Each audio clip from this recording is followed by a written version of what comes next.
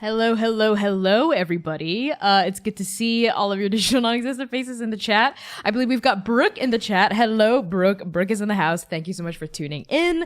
Welcome to Lecture 9. Oh, I didn't change the overlay here. This is not Lecture 8 session prep. This is Lecture 9, live streaming TTRPGs. So as you may or may not know, I'm Connie. I will be your GM and Professor Chong for today. My pronouns are they, he, and she. You can find me on Twitter, Patreon at by Connie Chong. That's BYCONNIECHANG. And if you have really strong ears, you can hear my Bao Bao baby boy, my cat, meowing and screaming in the background. So I'm really, really excited for this particular hello, where's my face? Okay, there we go. Hi. I'm really, really excited for this particular episode because I will get to talk about live streaming TTRPGs, which is something I've been doing for the past over a year. And I'm so excited to share my experiences with you on. Hopefully, y'all will get something useful out of this. If you're also thinking of streaming tabletop games, D&D, Pathfinder, PBTA games, whatever. A lot of this advice applies broadly, right? If you're thinking of making that transition from being like primarily a home game DM or a home player and like interested in like moving into actually streaming or podcasting, you have tuned into the right place. Before I jump right into the lecture, a few quick announcements about today. I am the GM and executive producer behind Transplanar RPG. If you are tuning in later, you may not know this, which is an all transgender, people of color led 100% homebrew Dungeons and Dragons 5th edition live streamed actual play campaign set in an original non-colonial anti-orientalist world, which is featured here on this cool map that is blocked by my mic arm and Dake. We stream Saturdays at 3 p.m. U.S. Central Time on Twitch at Transplanar RPG, and it would be amazing if you could tune in. If you find this to be useful, if you like my GMing tips, you can see me GMing in action on Transplanar.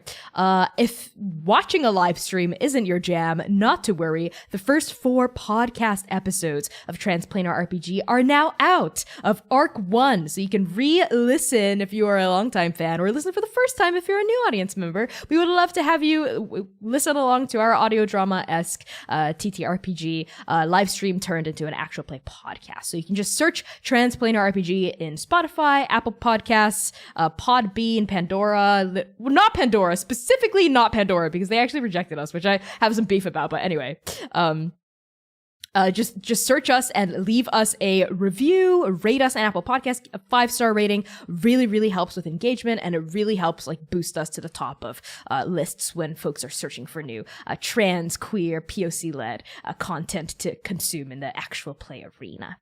Another fun announcement as of the airing of this workshop. So this may be belated news if you're tuning in later, but Shoot Your One Shot, the next installment of Shoot Your One Shot is going to be this Wednesday. That's July 28th at 6 p.m. U.S. Central Time. We are playing Blades in the Dark with myself, Erica Newgirl, who plays Vinoc Scherzo, our lovable elf sorceress in our main campaign, along with 3 amazing guest stars. All 3 of them are queer and trans people of color in tabletop roleplay games who use the hashtag BIMPOC Shoot Your Shot at us, Transplanar RPG, earlier this month in July, right, and June, and we are here to make their shot shooting come true. So come along this Wednesday, July 28th, 6 p.m. U.S. Central Time, as we play a thrilling heist with Vinoc Scherzo leading a lovable band of thieves and bandits to heist a valuable tome that contains hidden, forbidden knowledges about dragons in Indake, who are an extinct species in the lore of this homebrew world. So if that's interesting, please drop by. We will be raising money. We're collecting money during the entire run of Shoot Your One Shot. This is the second to last game. The next one will be on Wednesday, August 4th at 6 p.m. U.S. Central Time. And we're raising money for ourselves to pay ourselves as cast members as well as our guest stars. And everyone involved is a queer and trans performer, and the vast majority of us, save like C and Erica, right, are also performers of color. So if you want to support us in our mission to tell queer, trans, diverse stories, please tune in to Shoot Your One Shot, as well as our main campaign Saturdays at 3 p.m. U.S. Central Time on Twitch, or listen to us on podcast form. But now that these plugs are out of the way, hello, let's get right into the lecture itself. Again, my apologies for the incorrect overlay. It is not actually lecture 8 session prep. It is lecture 9, live streaming TTRPGs. And I could fix it right now. I could like press pause and fix it right now, but I'd have to boot up Photoshop and do some stuff. So I am not going to do that. And Brooke, I see you already typing in chat. I will be reading that in just a moment once I actually get the ball rolling here on live streaming TTRPGs. But with that out of the way, let's get right into it. So, a quick introduction is how I'm going to start things off with. And then I'm going to move into what I have identified. I took some time, sat down, thought about it. What I've identified as 6 major considerations for live streaming or actual playing, podcasting, right? Your TTRPG game, which I've organized into prep, performance, production, publicity, development, and community management, right? So straight off the bat, there's like a lot more things you have to juggle on a production, development, GM, player side, right? In streaming or podcasting versus just playing as a home game, right? Because now once you've got money and an audience involved, like things get a lot more complicated and a lot more involved.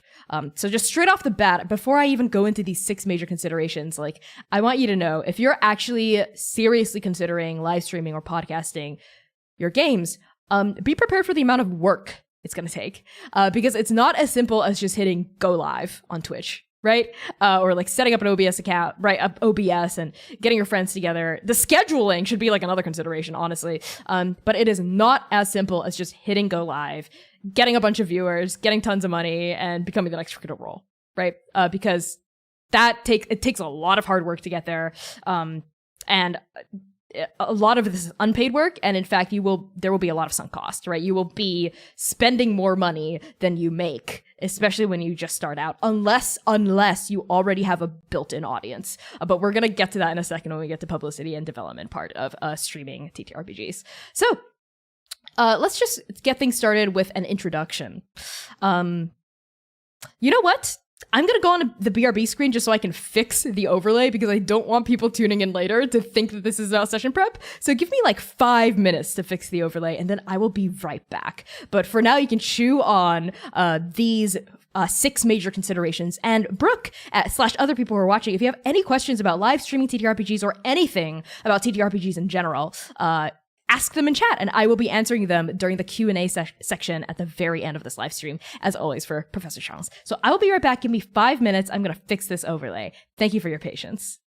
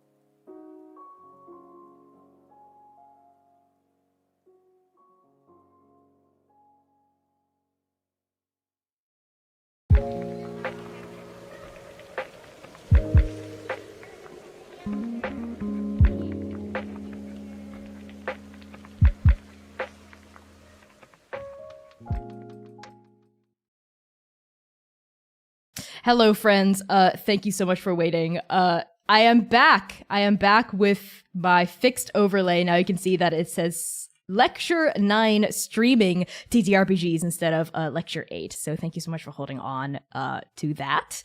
With that out of the way, let's get right into the lecture itself, which is, of course, about my experience and my tips about streaming TTRPGs, though this is also applicable to podcasting TTRPGs, right? Any sort of actual play environment where you're transitioning from a home game to a game that other people might see, like, watch, and pay money to see more of and get exclusive behind-the-scenes content about.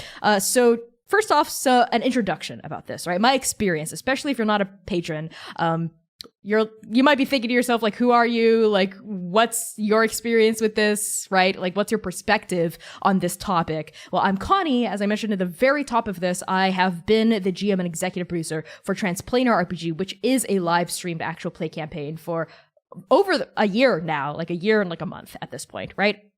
But before then, I've been a GM for 3 or 4 years off stream, just doing home games primarily of D&D 5th edition. Though now at this point, I've got a couple more games under my belt in both a home game and a stream game capacity, including Masks: A New Generation, Urban Shadows 2nd edition, Monster Hearts 2. I've also GM'd for Magpie Games curated play program, the Avatar, World of Avatar Legends official TTRPG. I've done that for money. As well as a couple of other games here and there, like one-page RPGs I've played in, as well as I've played in Blades in the Dark, and I just have like a little bit of experience like here and there with various kinds of systems, right? Either playing or GMing. And I've also been a professional GM, which is what I define professional GMing as you get paid, right, to GM since October of 2020. So as of the recording of this, over like half a year, right, at this point of doing a paid game, specifically for Magpie Games curated play program. But back in late March, basically on my birthday, I believe, I launched my Patreon, through which I'm running paid games as well, specifically a bi-weekly, so twice a month, paid game of Monster Hearts 2 for my lovely Patreon champion. I could open up more slots, right, and like get more professional GM experience under my belt, but frankly, I'm too busy to do that. What am I busy with? Streaming, right? I'm busy streaming actual play TTRPGs, and I would say I have a breadth and depth of experience. You know, even though I've only been on the scene for like a little over a year now, I've been invited to GM for Abria Yengar, Christina Ariel, Critical Bard, Gabe James Games on stream, right? Like, I've appeared as a player on the Twitch front page twice now, doing TTRPGs. I've been on various other channels, so many, like Off the Table, Friends Who Rolls Dice, Asians Represent, all these amazing stream channels. I've had the honor and the privilege of being invited to, right, or having applied to, you know, auditioned, right, and got the opportunity to appear as a player and as like a guest GM as well, right? Like for so many like charity streams and non-charity streams, like a lot of that. So I rest assured I've got experience doing this, and I think it is high time that I share some of my experience to those who are looking to move into this world, because I feel like I'm at the stage in my, I don't want to call it career, journey, right? A TTRPG streaming journey where I think I might have some wisdom that can help other people, right? And this is stuff I wish I knew when I was starting out, right? But now I know it. So hopefully this will help other people who are looking to move into this space. So with my experience out of the way, let's just talk really quickly, introduction-wise, what are actual plays, right? And why do people live stream? Like, what compels people to live stream or podcast? If you're watching this, you probably are thinking of live streaming or podcasting, so this question might not be so relevant for you. But an actual play, live stream, or podcast is basically a TTRPG game that you record in some capacity and then put out there for someone to watch. So the best examples of actual play TTRPG podcasts are The Adventure Zone, live streams are Critical Role, right? I think both are Dimension 20, though I haven't actually seen Dimension 20 as of this point, so I don't know if they're primarily like, I think it's like a mix, right? I think they like record it and then they like edit it, right? So it looks super produced, but like they also get like video in addition to like it being in podcast form. So that would be like sort of like a blend. I don't think they like stream their games necessarily, but they like edit it and produce it and they put it on YouTube after. Specifically, they put it on Dropout TV, which is the medium that they cast to, right? So these are like the three biggest, I would say, actual play productions out there. And I say production because all three of these are run by like a professional production company. I think all three of them are based out in LA. I'm pretty sure. Don't quote me on that though. I could be wrong about Taz specifically, Adventure Zone. But I know Critical Role and I'm pretty sure Dimension 20 are also based out of LA. Though again, I could be wrong, right? But either way, my point is, when you're starting out, don't compare yourself to these three, like to the big three, right? And like there are other like more indie, but also still pretty big, right? Like pods and actual play stuff out there, like NADPod, not another D&D podcast, Dungeons and Daddies, like they've got huge Patreon presences, right? And like still, like they almost definitely have a production team running it, right? They've got sound engineers, they've got people running OBS if and when they live stream, right, for them, so their players and their GM can focus solely on performing, right? But if you're just starting out and you don't have a built-in audience or like tons of money to furnish your own production studio and hire producers, chances are you're going to be doing a lot of this stuff yourself, which is my perspective, right? So I'm not just the GM, I also call myself the executive producer because I'm also running OBS. I manage Twitch, I manage our social media platforms, I manage our like grant writing initiatives, right? And like how to get sources of money and income outside of our audience members, many of whom are also trans and queer and poor, right? And like don't have, you know, the finances to support us in a monetary way, but they still like to tune in and like to watch our stuff, right? So that's the perspective I'm bringing, right? I'm not coming from a perspective where I already have a lot of money or I'm already part of a production company that can just do this stuff, right? Chances are if you're already part of a production company, you're already doing it and you're not watching this, right? So this is for like the normal person, the person who still has a day job, right? Who likes TTRPGs as maybe like a hobby, or maybe make a little money out of it, right? Maybe you like design maps, right? Or like you design adventures and you like publish a few of your things on DriveThruRPG or Itch or whatever. Or maybe you're even a paid GM and you're thinking of like transitioning into a more like public facing role as a stream GM. Like this, then this is for you, right? And why do people live stream or do actual plays at all? You tell me. It's fun, right? If you're here, chances are you like watching, you like listening to actual plays, right? There's something about the format of actual play TTRPGs that is like somewhere between like a pure home game experience and like an audio drama, right? But it's mediated by dice or some other kind of RNG depending on the system you're playing. So there's always that opportunity for like improvisation, right? Of like, oh, something could happen that's like kind of off the rails. Like this isn't scripted. There's something exciting about that, right? That I think an audio drama, like the itch that it scratches is similar, but not exactly the same, right? And now moving out of the introductory phase of this lecture, talking a little bit about what I call the six big considerations or aspects of streaming or just actual play TTRPGs in general.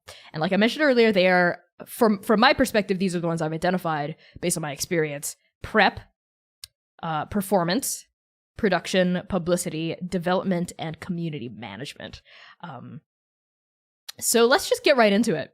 Let's talk about the first major consideration, which is prep, which is coming from the GM side, right? So this is like how you prep your campaign, like the actual campaign itself. We're not even going to talk about like the Twitch or the OBS aspect of it yet, right?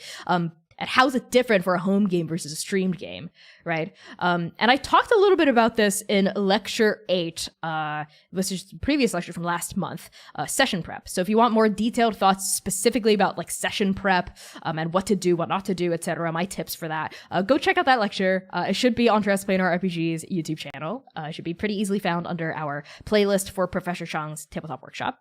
But this is specifically talking about the differences between a home game prep and a streamed game prep. And I would say the major number one difference for me when I'm prepping a streamed game is I have a lot more of a skeleton for what's going to happen, right? Like for a home game, I might write down like a plot hook. I might have like a mystery planned, right? And then like you'll see my notes is pretty much blank aside from like lists of NPCs and locations, right? And then I just sort of like drop my players in and I say, this thing is happening. What do you do? And my players do what they want to do, right? But for a streamed game, I am a lot more, I don't want to say railroady, because that has such a negative connotation, right? In TTRPGs, D&D, whatever. But I don't necessarily think rails are a bad thing, especially in a streamed game, because the difference here is you've got an audience that's expecting interesting stuff to happen, right? To watch. There's a difference between something being entertaining to play through and something being entertaining to watch someone play through. It's a Venn diagram. There is overlap, right? But sometimes there isn't. And the most common thing I think are like shopping episodes, right? Or just episodes where you sit around and you talk in character, and like stuff plot-wise or lore-wise or even character development-wise doesn't really move. Like you're just talking, right? And that can be fun for you in a home game. I'd encourage you to do that. Just roleplay with each other. Talk, if you're playing Masks and you have some downtime and you're playing team superheroes and this is like after a big bad, y'all could just chill around and like talk about stuff in character, right? That could be super fun for you as players in your home game. But it's honestly not that interesting to watch, right? As an audience member, especially if it's a live stream and not like an edited podcast, you can like cut out things that don't really matter and like edit things in that do. So that is like the number one consideration, I think. Just making sure you have stuff planned for interesting hooks or like interesting challenges to occur. Pretty much every single session that you're going to do. And this is, again, all of this is my experience. There are other amazing producers and GMs who run streamed games from a very different perspective, but this is just me, okay? And this is the kind of attitude I bring to my games. And maybe if this resonates with you, then keep watching, right? So also in that vein, another big difference when I'm prepping stuff is I make a note to myself, and this will be more relevant when I talk about performance, right? Like when you're actually doing it. Prep is like before you actually hit go live, right? Like what are the things that are different from a stream game versus a home game? But I always think to myself, like, the rules. I don't prep the rules so much, right? Like specifically when I'm running D&D 5th edition, I've mentioned this during my session prep lecture. I don't really write stat blocks, right? Because I've learned this through trial and error. The first few episodes of Transplanar Arc 1, you can give a listen on our podcast, right? Or like watch the past VODs on our YouTube. I ran combat pretty much rules as written, and it was kind of a drag. Like, not gonna lie, first of all, it took a long time to like run it rules as written, like, and it feels even longer when you're streaming it, right? And second of all, it's just, the combat was just kind of like, if you fail to save, then you fail, then you fail. If you succeed at a save, then nothing happens, right? Or like, if you fail to save, then all this bad shit happens, right? Or like, such the binary pass-fail nature of a D20 system, specifically in 5th edition, is not, in my opinion, is not very entertaining to watch. So some prep considerations is making a note to yourself as a GM to be a little bit more flexible. So what I will do, specifically in combat, is if my players are maybe like 1 or 2, like, what I used to do is if they were 1 or 2 points shy of like hitting the AC, I'll be like, oh, you miss, but you managed to do something that will like reduce its AC. Maybe you chip off some of their armor so they'll be easier to hit next time. Or like maybe you trip them and they're prone now, right? But you don't hit them. And I've changed that completely to be there are no misses. So if you don't hit the AC, roll damage anyway, but the enemy gets a reaction against you, which is just so much more interesting to watch. It's a lot more cinematic. It makes combat move a lot faster, right? And it makes other people feel like they're more involved, right? And it makes the battlefield feel a lot more dynamic, right? And even outside of a combat perspective, specifically for D&D, I never set a DC in my head, right? For like ability checks, right? I'll be like, make an insight check, right? And depending on how the insight check goes, like on a graded scale, right? I take 10 as the universal average, right? So even if my players hit like a 9 or a 10 or an 11, how I'll treat an insight check is you get to ask one question about this person and I'll tell you truthfully, right? And the higher your insight check, the more questions you get to ask or the more opportunity you have for a follow-up question, right? And this also allows for a collaborative sort of like dynamic where instead of just me being the sole arbiter of all lore, right? Like my players get the chance to like inject their own signatures into a particular streamed episode, right? Which I also think is just more interesting to watch on an audience perspective.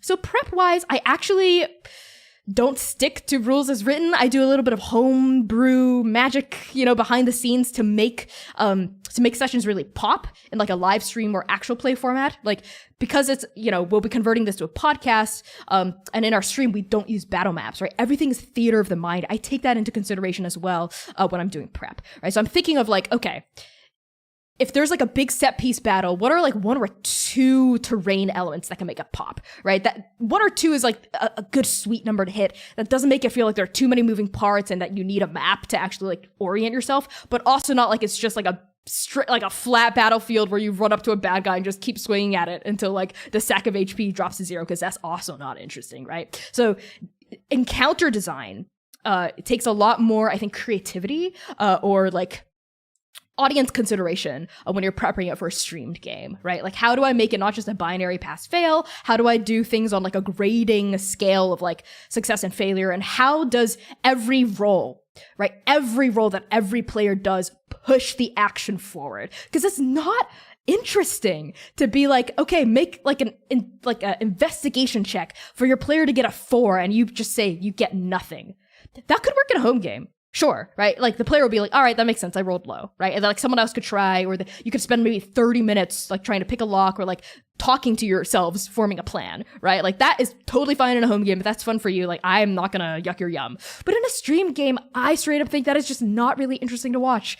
And you should be thinking as a GM, how can every role have an impact in some way, either on character development or pushing the plot forward or introducing like an element of surprise or like something, right? And a lot of this also hinges on the system you're playing with, because some systems have this built into the bones, right? Like a PBTA system, every roll is significant in some way because even misses force the GM to move the story forward in some way, or Blades in the Dark or something like that. But this is coming from a specifically D&D 5th edition perspective, which I think is the perspective a lot of y'all will be bringing to this, because that's, for better or for worse, the most dominant and most popular system right now in TTRPGs. So that is something you have to think about that I don't think you necessarily have to think about too hard in a home game. Something else is, let's see, when prepping stuff, I'm also always thinking about the emotional side of the game, right? Like, because it can be fun for the players and the characters to just sort of like run into like a random encounter, like, oh, a bunch of wolves attack you while you're traveling. Great. That can be a lot of fun in a home game, right? You get to like flex your like character sheet muscles, right? And like use your cool features, like fight these wolves back. That's great. And that can also be a lot of fun for sure in a stream game, right? But it becomes more important for me, right? As a GM, I don't just see myself as a GM. I see myself as like a director as well, if this were like a TV show or a film, as well as a dramaturg of sorts, right? So like, what can be the most emotionally resonant way to run these encounters, right? And so for a streamed game, I ditch random encounters pretty much full stop. And I also do this for my home games, right? But I think this is particularly conducive to a streamed game. Like, if the encounter doesn't matter in a emotional way or a plot way, I don't put it in, right? Or if the encounter doesn't reveal something new about the world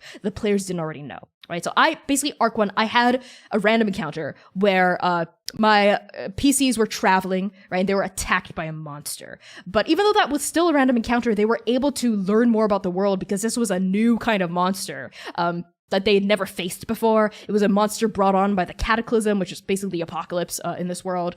They were able to like, one of my characters is a blood hunter, Oka, and they were able to like, I think like cut off a piece of this monster or like learn a bit more about like the nature of these beasts, right? So that, even though that was technically a random encounter, it still taught them more about the world, right? So just pushing yourself as a GM during your prep to think less about the stat blocks, less about the, random encounters here and there, less about the, I'll have 5 goblins and 2 orcs, whatever. Like, put that aside. Don't waste, I don't want to say waste, but don't spend too much time fretting over the small things, right? That might literally not even come up during the game, and spend more time thinking about, okay, what are the emotions behind this episode, right? Like, what are the new things my players are going to learn about this world during this episode, right? And like, how are my villains going to advance their agenda through this episode, right? Like, start thinking from an audio drama perspective more and less from like a home game. I'm a DM, I'm going to put in these traps, I'm going to put in these puzzles, like I'm going to put in these like particular like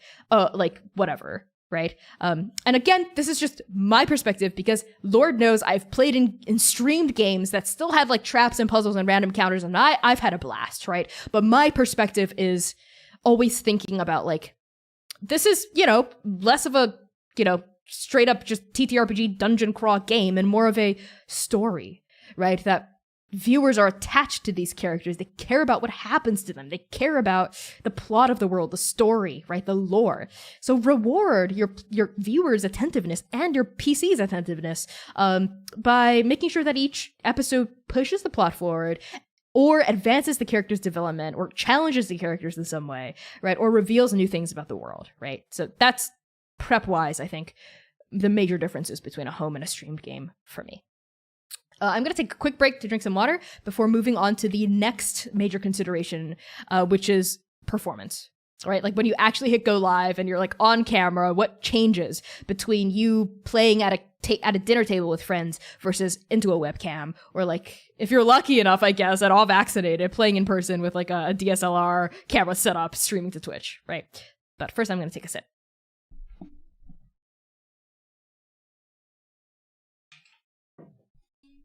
Okay, welcome, Scruffuses. Thank you so much for tuning in. It's so good to see your name in the chat. Yes, I do all the things. Yes, it is exhausting and very time-consuming, but it is also very rewarding. Okay, so performance aspect. This is from both a GM and player perspective, I think, because both sides of the DM screen are performing when you hit that go live button. And I think, honestly, the major difference is the mindset you bring to the game.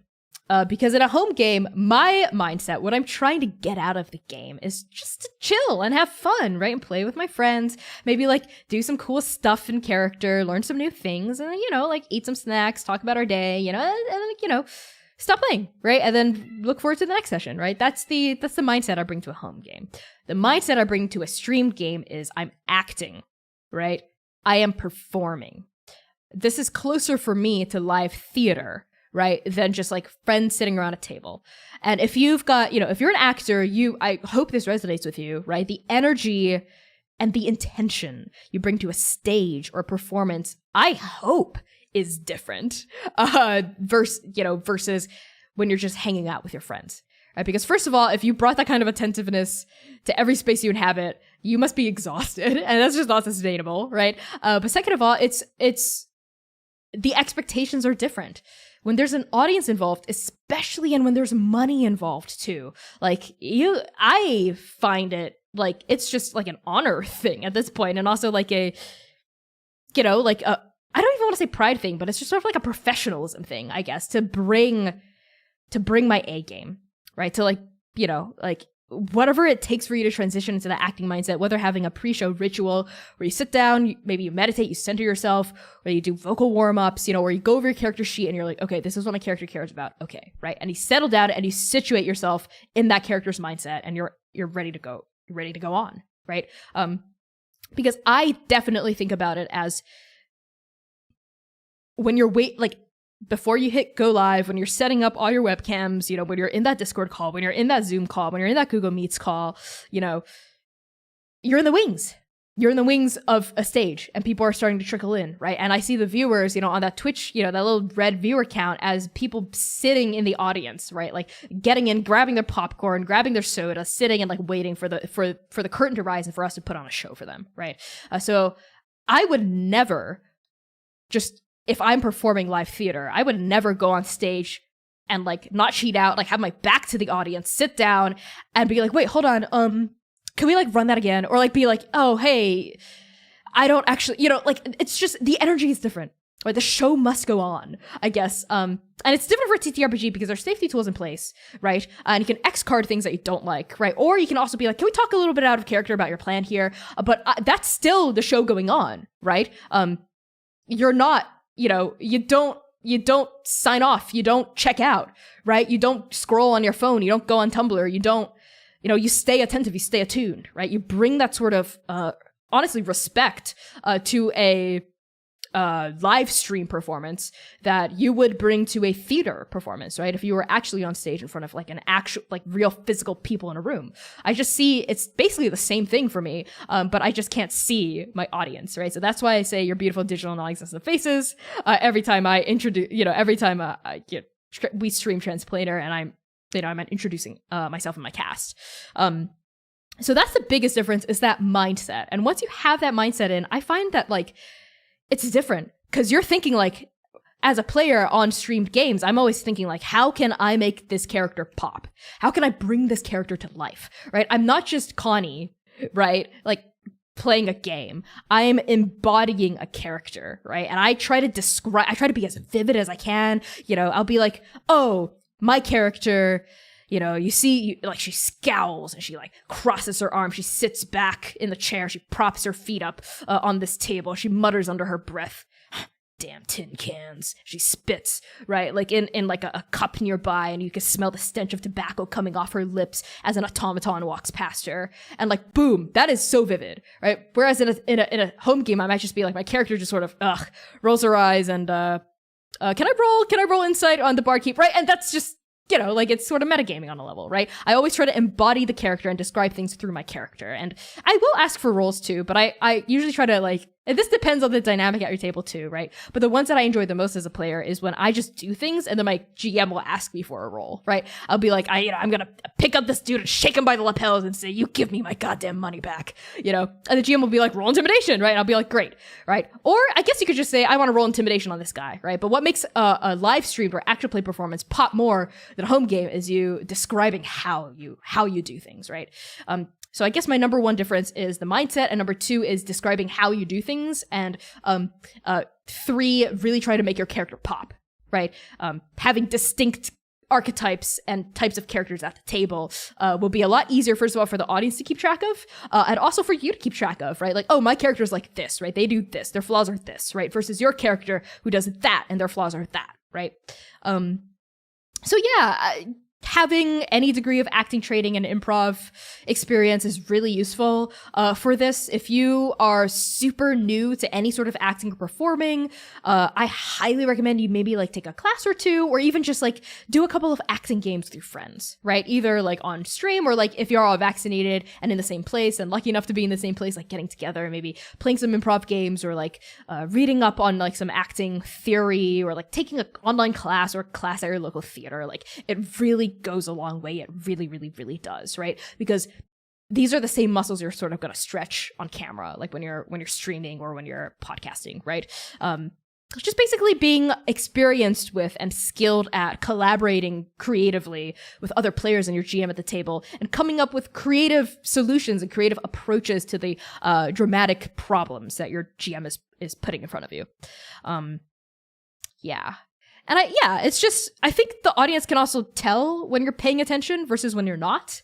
I know I can tell when my players are paying attention versus when they're not. And I, as a player, can tell when I'm paying attention versus when I'm not. Like, I've definitely been guilty of, like, checking my phone, you know, like, in home games. And honestly, in stream games, too. It's the ADHD, right? I struggle with it. But I always try to do my best to, like, give these people my focus and give them my attention, right? Because that difference really, really matters. And let's move on to the next major consideration, which is production.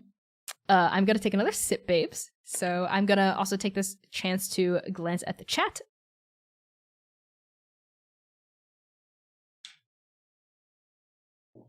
There are some good questions by Brooke already, so I will definitely be addressing that during the Q&A section. But, Scruff, Brooke, if you have any questions about any of what I've been talking about, or follow-up clarifications, anything like that, feel free to drop that in chat about, like, prep, performance, and now I'm going to move into production. So if you don't know what TTRPG live stream production is, it's basically, like the actual work that is required to start streaming to Twitch. So all the behind the scenes stuff, think like the backstage stuff. So I'm specifically talking about using OBS Studios and Twitch as like the stream agent, right? So right now I am producing this. This is on YouTube, but I'm producing this through OBS. So just the basics 101 of production, know how to use OBS and like know the platform that you're streaming to. I would say 99% of all actual play live streams are streamed to Twitch, maybe like the odd 1% to Dropbox, not Dropbox, to Dropout TV if you're in the Dimension 20 cast, or to YouTube, right? YouTube Live, I think. But YouTube Live has only like a fraction of the audience of Twitch. Like if you're going to be streaming, you're probably going to go to Twitch, right? So that's the perspective I'm bringing. So just learn OBS, first of all. download OBS Studios, or you can get Streamlabs OBS. I think that's what their client is called. It's also known as Slobs, short Streamlabs OBS. I tried Slobs. These are just like different clients that do the same thing, which is like which is basically provide an interface for you to stream through, so you can actually stream to Twitch, because you can't just hit go live on Twitch. You have to do it through OBS, right? I prefer OBS Studios to Slobs because I think Slobs can be it just has a lot tech issues a lot more often than OBS Studios does on my end. It can get a lot choppier. They have a lot more pros and cons. Slobs has a lot more built-in features, right? They've got like built-in overlays, they've got like built-in management stuff, like Stream Deck things, I think. Whereas OBS Studios is a lot more like you have to learn from the ground up. But it's a lot like cleaner and like less laggy for me, OBS Studios. So both are fine options. Just pick whichever one works with your rig. And also, you have to have a PC or a Mac, I suppose, a computer that is robust enough to stream, which is also a barrier to entry. So when we talk production, we're also talking barriers to entry here, right? If you want to produce, that is, if you want to start up your own live stream and your own Twitch channel, you have to have access to a rig, a PC setup that can handle it. Right? And I don't know that much about PCs. I bought a pre-built, honestly, because parts are so expensive right now and I don't know where to find them for cheap, but also because of pre-built, I just didn't have the time to build my own PC. But I've got like 16 gigs of RAM, I think, which is fine. People say you need 32, but 16 is fine, honestly. You can probably even make it work with 8, not gonna lie. Maybe, but 16 to be safe. And I'm honestly not here to talk specs, but just have like a robust enough PC that can like handle streaming, right? So there's the OBS and making the overlays right here. This is what I mean by overlay. It's this border thing, right? This thing that says Professor Chong's Tabletop Workshop up top, this cool little serial code thing, the captions down here, right? Some people's overlays are animated. For like a tabletop overlay, you're probably gonna have like a face cam for each player and the GM. So that's like 5 to 8 face cams, 4 to 8 face cams, depending on how many people are involved. And in addition to like a caption box and a caption service. So a lot of this is just like getting your hands in there and like learning production stuff. And there's tons of guides out there. I learned by just going on YouTube and searching, how do I live stream to Twitch, right? And like downloading OBS and following guides, YouTube tutorials. You just Google it, like put it in like the YouTube search bar, like troubleshoot your own problems, right? And like start just like getting your hands dirty and learning how to do it. But a quick crash course right here, because I am talking about the production side, is get a client, an OBS client, open broadcasting software is what it's short for. Client. I recommend OBS Studios. Set up a Twitch account, right? Because that's where you're actually going to be making money from and like getting viewers from, right?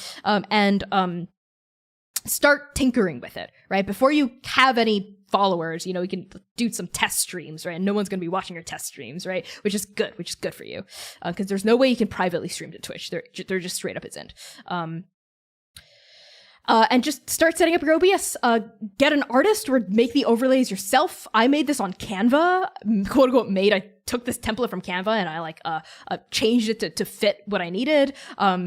Canva is a great option for coming up with for making cool overlays for yourself. Google Twitch D&D live stream overlays, or just go on Twitch, go to the D&D channel or the TTRPG channel and just watch other people's streams and see what they are doing with their overlays that you like and that you don't like, right? And make a list and mock it up in Photoshop if you have it, right? Or commission someone to make an overlay for you. That's the more expensive option, but the probably better looking option unless you yourself are an artist, right? Or a graphic designer, or do it on Canva, right? Which also has a bit of a learning curve. No matter where you turn, there's gonna be a learning curve, but the most important thing is you start learning it early so you can get over that hump, right? And start actually producing things you want. So once you've got your Twitch and your OBS set up, you've got your overlays, the scenes I recommend having, which are, I'm gonna tab out of here. I'm gonna tell you what I mean by scenes. This is my going live scene, and I'm gonna tab over now to the BRB scene. Okay, now I'm back to my going live scene. So you can see sort of that's just that's scenes. That's different things you tab to when you're not, to sort of manage transitions between different things on your stream. So I recommend having a waiting room scene. This is what a waiting room scene looks like. right? You can sort of see a little starting soon. Like some waiting rooms have like a timer countdown, right? This is my going live scene. This is when my face is actually on. You can hear my mic going, right? And this is the BRB scene. I just showed it to you, but I'll show it to you again. Okay. And I also usually have a goodbye scene. So this is what my goodbye scene looks like. Okay. And I think these 4 different kinds of scenes are the bare minimum for you to have in your Twitch. You want a waiting room scene that you can, like, when you hit start streaming, you know, people start trickling in. Think of it as like the previews, like the lobby, right? And like the movie theater when your audience is starting to come in, right? And then the going live scene is when the show is actually happening. The BRB scene for when you're taking breaks or when like technical difficulties occur, like you need to have a BRB scene in there, even if you don't plan on taking a break, just because you never know, right? And then a goodbye scene, right? Which is less necessary, but it's nice to have like a little like, oh, goodbye, thank you for watching. Maybe like put information up there about like your next stream date, right? And like announcements you might have, like put it on there, right? So this is like OBS Twitch like 101 for like TTRPG streaming. The next consideration, stuff like music and art, right? What kind of are you gonna be running music in your live stream? Because there's pros and cons to both, right? And if you are going to be running music, you can't just play from a Spotify like Witcher playlist because you will get flagged. You will be a copyright flagged. So familiarize yourself with like Twitch's policies and like their copyright infringement stuff. Because there's some music production people and musicians out there who offer their library of sounds for like a fee. Maybe you have to like credit them on the overlay of your live stream or something. Or there are some that are just completely royalty free, right? Like the music I'm using, I'm just gonna play right now, is from Lo-Fi Girl, and she has put out that all of her playlists are free to use for any stream as long as you credit her in the body of your stream, right? In your YouTube description or like the description of your Twitch stream, I suppose. Your going live announcement. I'm not gonna just like fade this out right now. I find that it's more hassle than it's worth to run music, but some players really like it for immersion. Another thing to keep in consideration is, will your players even be able to hear the music? Because OBS pulls from your desktop sound as a default, which means if you're playing through Spotify or through like a client through your like Windows media player or whatever, your players, if they're on a Zoom call with you, won't be able to hear it, right? So just pros and cons, right? Unless you're also streaming to them through the Zoom call, which can, again, unless you have a super robust PC, will just make everything lag, right? These are just production considerations. Character art. Are you an artist? Do you have a friend who's an artist who will make character art for free on your overlay? Are you going to commission someone for art? Are you even going to have art on the overlay, right? Other things to think about before you put out your first stream, right? Do you want to have like little character portraits, next to each person's face cam? Because that's something that some streams do that I feel like elevates the quality of the stream, and also it's just kind of fun, right? But again, there can be a barrier to entry for that if you don't have access to an artist or if you don't have the money to pay an artist, right? And then like Twitch side, just maintaining your Twitch page, like setting up the little like panels, like, oh, my about section, right? Oh, my stream schedule, right? Oh, my social links, stuff like that, right? And having like each panel like look nice and be like thematically, aesthetically united for like a brand is also important, right? If you look at Critical Role, they've got like the black and the white with like the D20 on it, right? If you go to like, if you go to Transplanar's, right, like Twitch channel, you'll see that all of our, I need to update it. Our panels have like the trans flag, like grid on it, like it's just, what colors are going to represent your brand, right? Like what symbols are going to represent your brand? What like tchotchkes are going to represent your brand? Eventually what in-jokes are going to represent your brand, right? These are all things you have to think about from the production standpoint. And now I'm going to move into the next part of production, which is the actual hardware that you have access to. Because we've been talking about software here, but let's talk about hardware, which is mics and cameras. And of course your rig too, like your setup, your PC, but that is less of a consideration for players, I would say, and more of a consideration, and even the GM, and more of a consideration for the producer. You want to have straight up the most important thing is a good mic. That is the number one most important thing, whether you're streaming or podcasting, is invest in a good mic. if you have the means to like save up to it, enter giveaways. That's how I got this Shure. I entered a freaking giveaway I saw on Twitter and I won, and I got a Shure SM7B, which is sort of like the industry standard, right? For like streamers, right? And this is like, I don't know how much it costs. Let me just look it up. Shure SM7B cost. It is usually a $400 mic, right? Which is a lot of money. But I won it in a giveaway, and for Hemlock Creek Productions, go give them a follow because they're great. So you literally never know. Like, enter giveaways that you see. Keep your eyes peeled for sales. You know, if you're a person of color, join the Heatopia TV Twitch. Discord server, and sometimes we do like mic swaps or like mic. Some people have like mics that they upgrade, so they're like giving out mics for free. Like, there's stuff like that, right? Just keep your eyes peeled for that. But investing in a good mic is super vital, because let me tell you, our first couple episodes of Transplanar RPG, I regret this. I would definitely change this if I could go back in time and redo it.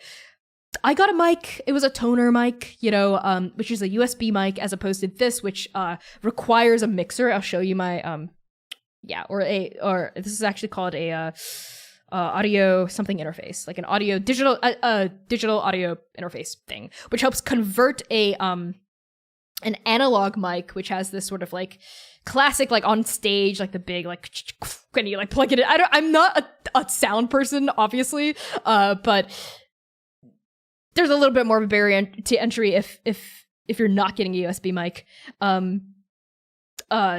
Invest in a good one. The best USB mic on the market right now is the Elgato Wave, I think. And let's see how much that one costs. Elgato Wave 3. That's what C is using. And the cost for that is, let's see, it doesn't say, is $130 to $170, depending on the merchant, right? I'd say that's probably the best USB mic on the market right now, in my opinion. And C has it, but C only has it because Erica, who's also on our team, who's also a cast member, upgraded to a Shure and was able to basically like secondhand gift C the Elgato. And it's upgraded our stream quality by so much. But like episode 1, I was using a toner. C was using like their freaking earbud, like the Apple, Apple earbud, right? With line-in mic. They sounded horrible, Lyra was having issues with clipping with her mic, and then she had to go to summer camp and use a shitty headset mic, Max was also using just like an earbud. So we've all upgraded our gear. And if I could go back in time and just be like, let's hold off until our gear is actually good, I probably would. But I'm also glad that we just hit the ground running, because it's better to get it done and to just do it than have it be perfect, right? There's a happy medium to be had between like prepping as much as you can before your first ever live stream of your actual play campaign versus like prepping and never actually doing it. Right? Sometimes you just have to jump into the deep end. After practicing your strokes in the shallow end a few times, you just have to do it, right? Trial by fire. But hopefully you can learn some things from me before you go into your trial by fire. So a good mic is honestly really crucial. Like, if you can't save up to it, save up to that Elgato, save up to that, even like a Blue Yeti, right? Like a Blue Yeti, or like a Snowball mic is better than like a line-in mic. Please invest in one. It really changes the quality of your stream, especially if you want to be ripping the stream audio later on to like then convert it into a podcast, or if you're podcasting, the mics become like 1,000% more important than if you're streaming. Well, maybe not 1,000, but like it's even more important, right? The next consideration is your webcam. I've had the same webcam since I started streaming. It's a 720p webcam. It's not great. The color isn't great. It sort of fisheyes, as you can tell, which means, see, if I like put it to the side here, I'm sort of warped, right? It's sort of like bulbous, like a bowl, like fisheye. And my next step for upgrading is to probably get a better webcam. But the lighting situation can really even make like a cheap kind of crappy webcam look pretty good. So let me see if I can demonstrate what I mean by that. Okay, so I just turned on. I don't know if you can tell. I don't think it actually makes a difference. It'll probably make more of a difference if once it gets dark, right? Like if I'm streaming at night or in the evening, which is when a lot of people stream, you want to invest in like a nice ring light to help just illuminate your face a little bit. I've seen streamers invest in like other peripheral stuff, like green screens, or they'll put up like a background where they'll just have like a special space where they stream so you don't see their bed or their bookshelf in the back. But again, a lot of these are cost prohibitive, right? If you live in like a 1-bedroom apartment or like a studio apartment, you can't afford to have your own dedicated stream space, right? So people are gonna see, or if you live with your parents or like with roommates or like whatever, right? I'm not here to judge at all, right? But if you have the means and the ability, like it's a good idea to invest in like a nice looking background, like a nice chair, like a nice mic, a nice webcam. These things all do sort of go toward elevating the quality of your stream. But again, a lot of it is cost prohibitive. And that's something I feel like that we don't talk about enough, is that, to get into streaming, in a qualitative way, you kind of have to have some money, kind of have to have some disposable income. And that's what I mean by sunk cost, right? Because even buying that shitty toner mic in the beginning cost money. Buying this webcam cost money. I didn't have a webcam before, right? Buying this ring light, buying this like iPhone holder so I could keep an eye on chat, buying a second monitor, buying a new PC and giving my old PC to my partner C so their stream quality is enhanced, buying these Bluetooth headphones because my old headphones broke because my cat kept chewing on the cable, buying new headphones for C because I broke their old headphones, stuff like this. It adds up, right? The cost adds up. So just be prepared. Maybe like have a budget that you set aside. Like I'm not going to exceed $500 for everything, right? Or like I'm going to, ask around my mutuals or like crowdfund like some mics and stuff before I like start producing things. Which I think is a good segue into the next topic, development, which is money stuff. But before I get there, I just want to do a real quick talk about accessibility in production, specifically in regards to captions. So I am sad to say, Transplanar didn't start captioning our streams, I think until like Arc 2, though correct me if I'm wrong. And how we used to do captions was through Web Captioner, which if you just go to webcaptioner.com, there's a way to set up captions, and you can put that into OBS basically by like capturing it as either a browser source or as like a window source, right? And what I'm using is, let's see if I can even make these captions a little bit more accessible, making the words a little bit bigger, right? Okay, so this way, actually that didn't really help that much. Let me just, hold on. Make these, there we go. Make these words slightly bigger. And this is sort of like behind the scenes production stuff that you can take a peek into. Yeah, there we go. Let's actually even make these even smaller. Yeah. Okay, yeah, take a look at this. See, now the words are bigger and hopefully a little bit more legible to read. But setting up captions is really important, and I have seen a lot of streams do it now. I think it's becoming more the norm, but I wish even more streams would do it, right? This would just help your, listeners who are hard of hearing or deaf or just don't have the ability to listen to audio currently, or like you missed something, you can like check the captions to see what you missed, right? I am not hard of hearing or deaf, but I've used captions before when I've been watching people's live streams to like help remind me of what was happening, or like I'll miss something and I'll like look at it, right? So whatever the reason, have captions on your stream, right? If you can, like, please do it. Web Captioner is an option. They're a free option, and they take a different audio source from each player. So you have to have, like, if you have 4 players in one GM, you have to have space on your overlay for 5 different caption boxes. That's the con. Another con is that it's not always accurate, which brings me to this captioning service. This is Google Meets, and Pro is they're pretty accurate, right? And it's not in all caps, which is what Web Captioner is, I believe, which is another con in my opinion. It's more accurate, which is another pro for Google Meets, and you just need one source, right? You get everyone into a Google Meets call, turn off your webcams, mute the site, but keep your mic on so you don't get echo, right? From like 2 different sources if you're in a Zoom call and a Google Meets call, right? Zoom for the face, right? Google Meets for the caption services. And then it'll just populate everyone's captions into a single overlay, right? Into a single box on the overlay, which is super useful. And if there were multiple people in this call, you'd be able to see like if other people started talking, you would see like their name pop up and then like what they say underneath it. And if someone cut in, you'd see their name pop up and what they say underneath it, which is just a lot easier to follow, I think, on an overlay instead of like looking at 4 or 5 different tiny boxes on like a phone screen if you're watching Twitch on your phone, right? Which is more accessible. A con to Google Meets is they've switched to a paid service. You have to pay them now. I was like, fuck it, like I'll do it. Like we have a little bit of money from Transplanar to do this, so why not? I'll do it. And I'm not sure how much it is. I'm just gonna look it up. Meets Google cost, right? And it is, let's see. I forget. I think it's like, oh god, $18 per year. Oh, I think it's like $6 a month. $6 a month per, yeah, which is like the cost of like a low grade Netflix subscription, I guess. Cheaper than Netflix, I think. But it still adds up, right? That's like $70 something a year, which could add up, right? Just more considerations, more barriers to entry, right? Especially if you have all these other peripheral costs that keep adding up. But yeah, please have captions on your streams if you can. Web Captioner is a free service. Google Meets is a paid but better service in my opinion. Okay, so now speaking of money, let's move into the topic of development. I'm going to take a quick sip first before we get there.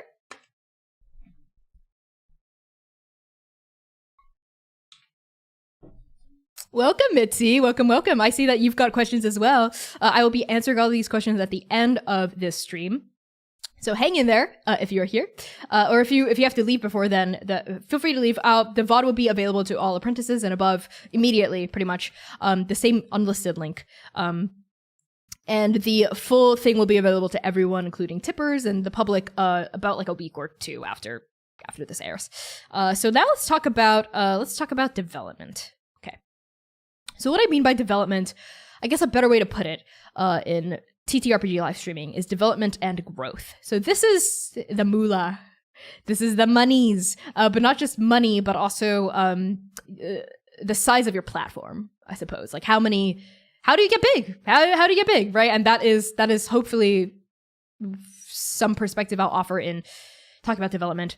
Full disclosure, I don't consider Transplanar RPG to be big. We're definitely not like Critical Role by any stretch of the imagination, or like Taz or NADPOD or Dungeons and Daddies, or Dimension 20 by any stretch. But we have like 2. Let me just check our stats as of the airing of this live stream. We have 2,790 followers on our Twitter. We've got like 1.2k on our Twitch, like 800 or 900 I think YouTube subs, like 300 to 400 Tumblr followers I think, and let's see how many Instagram followers we have. Let me just check, so I'm not talking out my butt. Oh, we don't have that many. We only have like 285 Instagram followers. But to be fair, I have not really been taking great care of our Instagram. And money. Let's talk about it. How do you make money from streaming actual play games? And this is honestly kind of my first. Okay, this is gonna be kind of harsh, but it's a reality, especially when we get started. The first answer is you don't really make money from this. This isn't sort of like regular Twitch streaming where there are like strategies for growth, but this is okay. I'm actually gonna backtrack.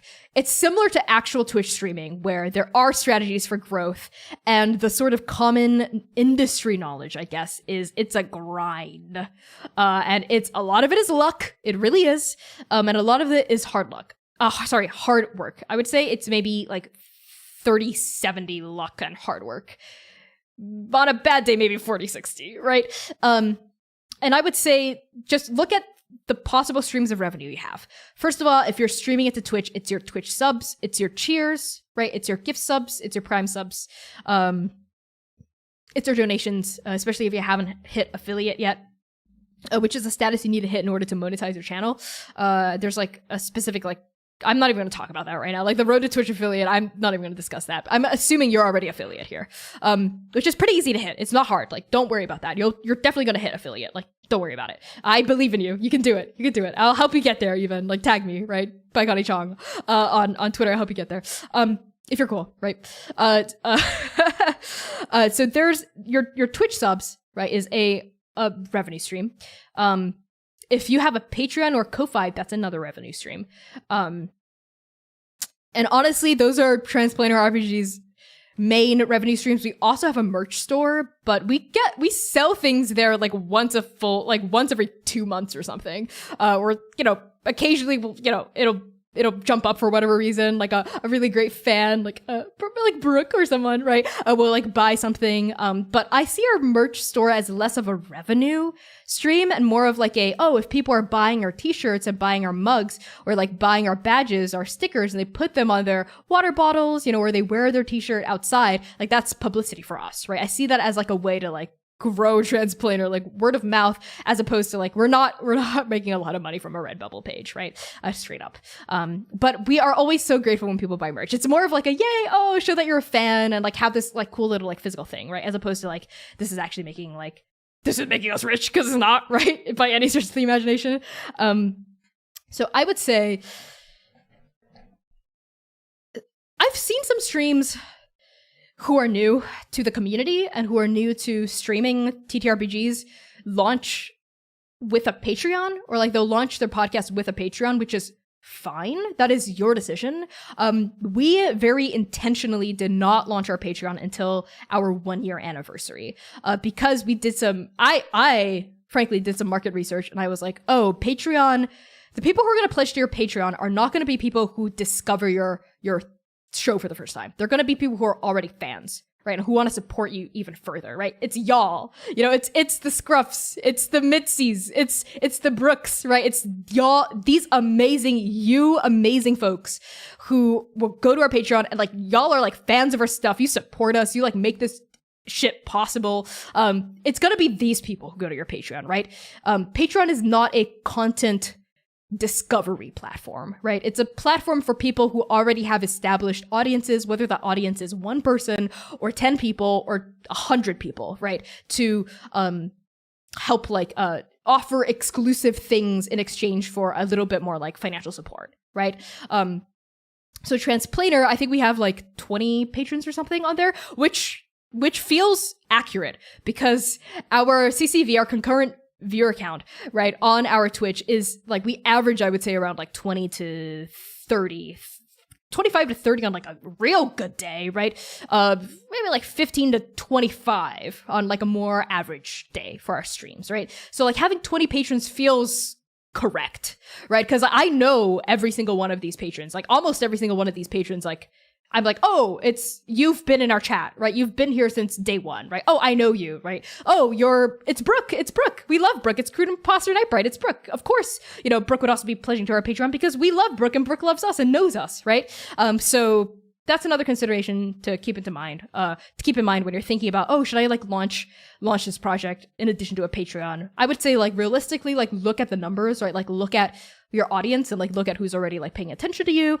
If you're like if you've got like 20,000 followers on Twitter and you're just thinking of breaking into TTRPGs, yeah, launch a freaking Patreon. You have a built-in audience. People are probably gonna go and like support you from day one, right? Or if you're like a Twitch partner trying to move into TTRPG streaming, like and diversifying your like streaming portfolio, like yeah, like launch a Patreon for your campaign. Like you're probably gonna get people like to pledge from like day one, right? These are the main 2 revenue streams. There's also another revenue stream, several others that I don't think are talked about as much. Grants and sponsorships, right? So we were able to fund our very first Arc 1 interlude. We invited Critical Bard and Gabe James Games, and we paid both of them, right? And we also collected tips during that stream to like split between the 2 of them and like pay both of them too, right? And we were able to pay them and ourselves from grant funding we'd received from the state of Minnesota.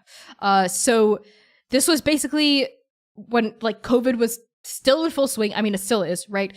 And there was a grant put out specifically in our state, Minnesota, where we're operating out of, called Artists Respond to COVID-19, basically. And it's like from Springboard for the Arts, which is a nonprofit arts organization in Minnesota. Sorry, we didn't get it from the state of Minnesota. We got it from Springboard for the Arts. I misspoke. That seeks to It's run by artists for artists seeking to support artists in the state of Minnesota, which was amazing, right? And we applied for a grant. It was a grant for $500. They were like, what do you do? Why should we give you this money? What are you going to do with this money, right? And we were like, we want to produce a special Arc 1 interlude with this money. We're an all trans group of artists based out here. We do live streaming, which I think is pretty different, right? It sets us apart from other artists applying for this grant. And we got it. Right? Luck and hard work. Like C was our main grant writer there. And like they were able to put like a lot of work in like polishing up this grant writing request. And the whole process for C probably took like 2 weeks of just like sitting down, writing it, taking it to the rest of the team, doing polished edits, right? A couple hours of us all together like working on this grant. And we sent it in and got that $500. We were able to pay Game James Games, Critical Art, and ourselves, right? For that one episode. And we had to like, the grants will usually come with some sort of stipulation, like, oh, you have to credit us.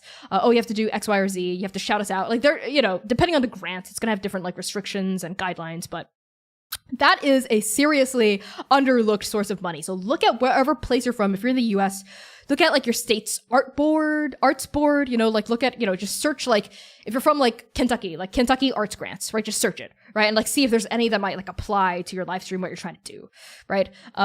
And a lot of this is just advice about like grant writing, which you can find like online. But the main thing is like have a thing that makes you unique, right? And like have a special like mission statement, like know what you're about, right? And like what makes you special and what makes you like, why should you get this grant basically? But that's just like grant writing advice that I'm not going to talk about right now. So grants are another great way to get money. I would say the pros of grants are, they don't come out of your viewers' pockets, right? So it's not like you're constantly asking the same 20 people, right, for like tons of money, right, like every week, which is great. That offsets the burden, right? It allows you to do cool stuff. And two, like depending on the grant, it might be like a great, you know, a pretty, you know, sizable sum of money. Like $500 goes a long way for Transplanar. It really does. We were able to produce like a whole special episode and get 2 awesome guest stars for that, right? And like, you know, pay ourselves, right? And that meant a lot to us. So you know, a con of grant writing is it's really time consuming. It is so much effort, right? For like a not guaranteed reward. Like you might not get the grant, right? So you can always reuse material, like never just submit on a Google Doc and like don't save what you wrote for a grant. Always put it into a Google Doc somewhere or like a notepad or a Word document somewhere, right? Like put the meat of what you write for each grant so you can like reuse it for other grants, maybe tweak the language a little bit here or there. But that's like working smart, right? And another source of money is sponsorships. I can't talk too much personal experience-wise about sponsorships because I don't think we had a kind of sponsorship deal with Games by B, who's great. They're a crafts maker, non-binary. In TTRPGs, they make like dice trays and dice bags. They're really cool. And we, you know, they reached out to a call for like collaboration that we put out while Transplanar was still sort of like budding. They reached out to a call for collaboration we'd put out for like other artists and performers and TTRPG creatives out there. They were like, hey, well, they literally were like, I'm gonna make every single one of Transplanar's PCs and the GM like a cool dice tray and a dice bag. Like in exchange, can you like boost my shop like on stream? And we said hell yeah. And they also gave us like an affiliate code for 10% off if they use like Transplanar 10 right at checkout, right? Which we didn't get money from that. But it was basically like a nice way for us to pay back the labor that B had given us by making cool trays and bags for us. That is one form of sponsorship, what I like to call sort of like an art or a work trade, right? Like, hey, I'm going to make you dice, or I'm going to give you these candles, or I'm going to like make these minis for you, or this dice tray, or I'll make you a map, or I'll make you art or something. And can you boost in return? Can you boost us on stream? Can you like, you know, link to my shop, my Etsy shop, you know, my Twitter page, my Patreon page, my Kickstarter, like in your Twitch chat, right? Can you post about us on Twitter, etc.? So that's like a work trade. No money directly is involved, right? It's more of like a trade and bartering system. A direct money involvement situation would be like if you were sponsored by Elgato, right? And like they gave you money to like plug Elgato mic every stream or something, or to use Elgato's mic and like to have like a little affiliate code, and you would make a commission based off of everyone who used that code, right? So if like a Elgato mic is like $150 and you know, a viewer used your Transplanar 10 at checkout, we would get $15 if it was like a 10% discount, right? Something like that. How do you get sponsorships from big companies? I don't know. I don't know. I'm pretty sure they approach you. Some big companies might have like a partnership application process on their website. They might, or you just kind of have to put it out there, and they might approach you. You might like tweet at them and be like, "Hey, these are my stats. Do you want to work out a sponsorship deal?" And they literally might DM you back, or they might shoot you an email being like, "Hell yeah!" Or you can like go through their formal application procedure if they have one. Use that avenue. There's also more indie TTRPG companies, etc., like virtual tabletop companies, like paid GMing platform companies that might reach out to you to like plug their stuff. I know I don't want to. It's probably okay if I name them, but I just won't for privacy's sake. A company reached out to me specifically, and also Transplanar as a whole, to be like, "Hey, we will give you like $100 if you run a paid game on our site," right? It can either be for strangers, or you can raffle off like ticket slots or whatever, right? To your viewers, like it could be set in Dake, it's up to you. We'll give you $100 to run a game on our site, right? That's another like form of sponsorship deal. Or like a virtual tabletop company approached me privately. I'm not going to name them again, just for privacy's sake, being like, "Hey, we want to pay you to like GM for, you know, people in our Discord server, in our Discord community to test out our virtual tabletop," right? Because we really like what you do, like in tabletop, right? So like the more of a presence you build for yourself, the more opportunities are going to come knocking on your door in forms of sponsorships. You just sort of have to keep grinding and keeping at it, right? And keep your door open for these kinds of opportunities on a development aspect. Yeah, development wise, we also like early on, like literally one of the first things we did as a group, Transplanar, is we made Transplanar RPG into an LLC. Which is a limited liability company. And the process for that differs from state to state, and I'm pretty sure from like country to country. But it's worth it as soon as you start monetizing your stuff, you have to submit stuff for taxes, right? You don't want to commit tax fraud.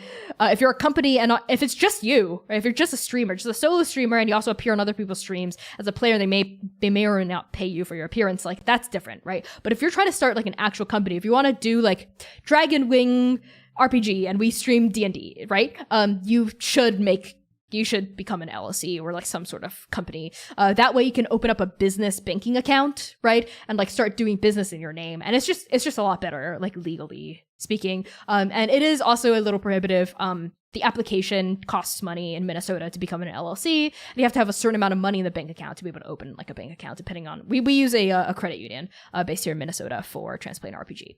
But that's another thing to think about. And it's good to just have like a communal pot, like a communal bank account that isn't, so just separate your personal finances, right, with your business finances. That's just like rule number one, right? Because I had such a headache balancing a checkbook, balancing like a financial spreadsheet, like, oh, like this is, because all the money at first was going to my personal bank account. So when I had to pay my players, I was like, paying out of my personal bank account, and I had to like keep track of everything to make sure I didn't pay them too little or pay them too much, right? So that, you know, and there were taxes, and like PayPal takes a cut if you get donations. So all of that is just so much cleaner if you just open up a bank account by making your company an LLC. So yeah, that's pretty much all I can think of on the development aspect. Incentives are a way to sort of like drive Twitch subs, right? Like we have an incentive bar, right? For Transplanar RPG, every 5 subs we get will, you know, net us a point of collective inspiration, right? Every 15 subs is an auto crit, which our players have used and I have used as a GM to great effect, right? So this actually does like affect the campaign to a degree, right? And the 25 subs is I roll a d4 and whoever it lands on, it's random. They have to do a dramatic monologue, right? About what's going on. And I think this is just, having incentives, having like channel point challenges, having like special streams, like one-shot streams where you bring on guests, you know, or you try a different system, or like you have like a gimmick that's going on, can really help drive subs for like a month, you know, or for a week, and like help like keep your community focused and like attentive and like caring about what you're doing, and like giving your audience, you know, your viewers, your fans, the opportunity to interact with you and get some exclusive access to you is always a great idea, right? Because you want to show your fans that you care, and I do care. Like, it's thanks to my patrons, thanks to Transplanar's subs that we're able to keep this shit going, right? Like, able to keep the home fires lit and like keep doing the stuff that we love to do, right?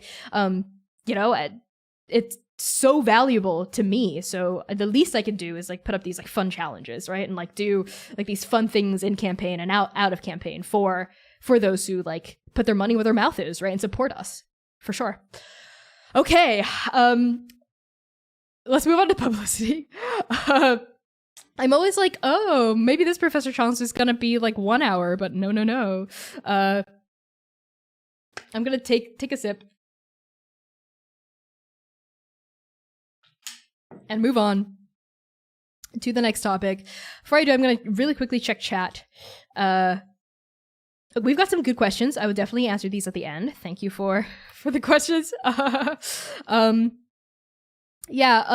Brooke says, I always worry about Patreon going away eventually. It's funded by venture capital and sites like that tend to self-destruct by design eventually. Yeah, that is also a concern of mine. It's sort of like a back burner concern, you know what I mean? If rats start jumping ship, that is such like a mean way to put it. If other people, other creatives, right, start being like, hey, there's like rumor of like Patreon going under, if like news starts coming out, like maybe I'll like start looking into like changing platforms, maybe going to like Ko-Fi or like OnlyFans, I don't know, or something. But for now, Patreon seems to be like okay. It's been around for like a few years at this point. Hopefully, it's gonna be okay, right? And like if it's not gonna be okay, hopefully though, at least the least they can do is give creators some like heads up, right, that they're about to go under, so we can like jump ship, right? But moving on to publicity. Okay, let's grind through this. Two more topics: publicity and community management. Publicity. This is really important. This is your social media stuff. This is your Twitter account, right? It is your TikTok. It is your Tumblr, your Instagram, right? It's how people discover you. It's how you get new viewers outside of people like looking through Twitch, right? It's word of mouth. It's how you get yourself out there. It's how you grow. It's how you grow your platform, right? The most important thing, well, maybe not the most important thing. A important thing to keep in mind for publicity is to make sure your branding is consistent throughout all your platforms. And like the most basic thing means like make sure your avatars are the same. Like the avatar you have for Twitter is the same as the one you have on Instagram, is the same as the one you have on Tumblr, is the same as the one you have on Twitch, right? This will just be a lot, like branding wise. Right, and like your Twitter header, right, or like your Tumblr header, and like the little blurb, your Twitter bio. Like, we just make sure these little things are consistent, right?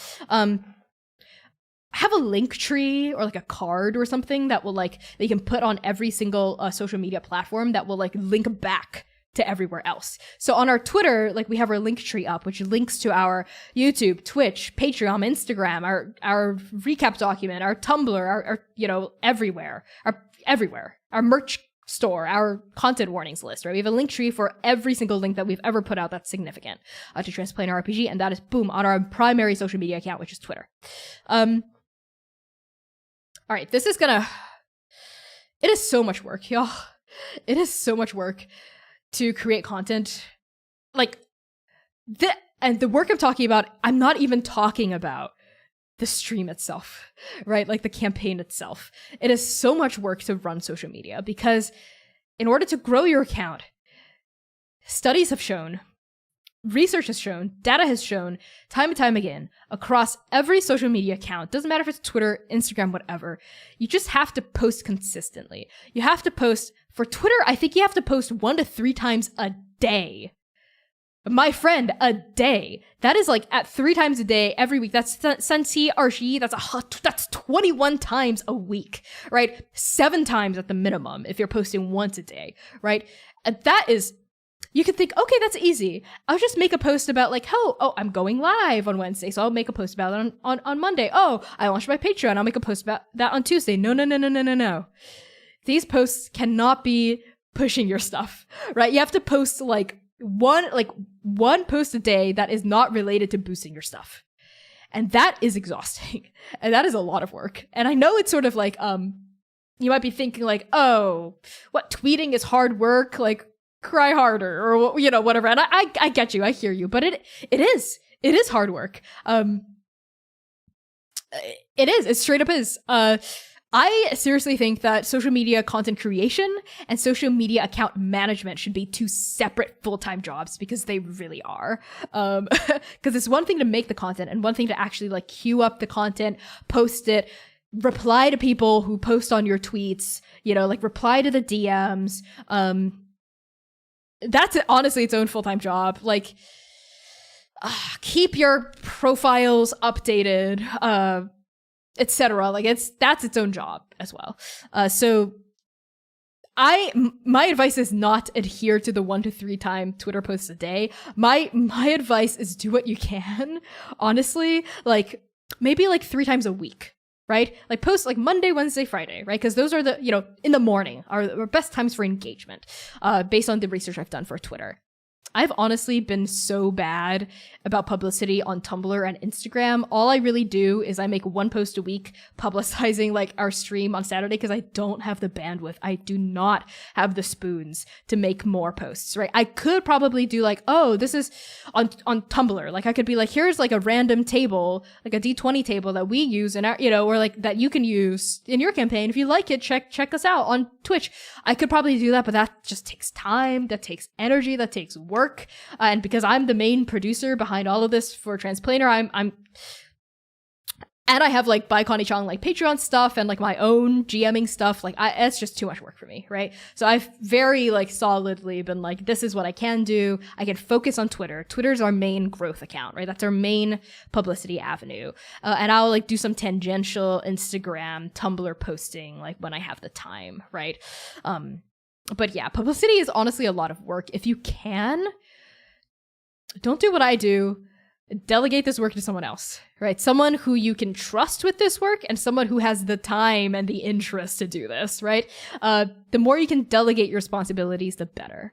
But it's also like, this is unpaid, probably, right? Unless you're making like, unless you hit Twitch affiliate and you're making enough money to like pay people a living wage, which probably, I mean, that's straight up not happening here, because what I define as a living wage is like 30 to 50K a year. And we are simply not making that much money on Transplanar RPG, right? So yeah, that's just, it's a lot of work to ask of someone and it's a lot of work to do, which is why like I've been doing it myself, on my end, for Transplanar and for my own personal Twitter account, right? By Connie Chong, my own personal ventures, which is what this is, right? Professor Chong's, right? Like my Patreon, my GMing stuff, right? Yeah. But like for publicity, I guess my biggest takeaway is don't bite off more than you can chew, please. Like nothing is more important than your own mental health. Focus on what's important, right? We made a mistake, probably before the new year of 2021, where we were streaming 2, 3, 4 times a week, counting our main campaign. We had like video game streams, we had like one-shot wonders, we had like post-stream decompression streams, and we would have like the odd stream here or there that would add up to like 4 streams a week, almost all of which I was producing, and sometimes Lyra and Max would produce their own video game streams. But I was just realizing we were spreading ourselves too thin. That was way too much stuff. Like that meant we had to like publicize all of our streams in advance on Twitter and then do a going live Twitter post, right? Like when we were actually going live. And then we had to do that on our Discord too. And I'm not even getting into Discord right now because that's community management, right? So we decided to just pare that shit back. 1 stream a week, keep it simple, stupid, right? We focus on our main campaign, right? For everything across all of our publicity and our occasional special streams, like Shoot Your One Shot, right? Or our arc interludes, right? Or like Roll for Solidarity, which will be like maybe like once a month, once every 2 months, we'll have like a special stream extravaganza or like a special event, right? But not every week because we were spreading ourselves way too thin. So I see in my, I'm not going to name names, definitely not, right? But I see people in the TTRPG streaming community who also stream video games, who also stream like other things. They're streaming like 3, 4, 5 times a week. And I think that's fine. You know, if you're having fun doing that, and if you want to be known as a variety streamer on Twitch, that's great, right? That's awesome. Like you do you. But what I found was hurting us was we're spreading ourselves too thin and our portfolio was a little too diversified. I felt like maybe it was kind of confusing to our viewers. Like the people who would tune into the video game streams was significantly less to the people who would tune into our main campaign. And like the giving of like subs was sort of like became like spread out a lot more, right? Like people would give during our video game streams, which would then translate to, you know, people are like, oh, I already gave, you know, like 3 gift subs, you know, during like this video game stream, and now it's the main campaign. And that's too much for my budget this week. Like, I won't be able to give more gift subs, you know, on your main campaign. Or I already tuned in this week, so I won't tune in, like, for your main campaign. And we really just wanted to drive traffic to our main campaign. That was our main thing. We were noticing that the numbers weren't really adding up. So that's another reason why we decided to, like, cut that out. So yeah. I think that's all I have in terms of publicity. I'm also starting to get tired. So I'm just going to knock out publicity, knock out community management, and then get to the Q&A section. Yeah, let's, I'm gonna take a quick water break as usual. Okay. And let's talk community management. Let's see.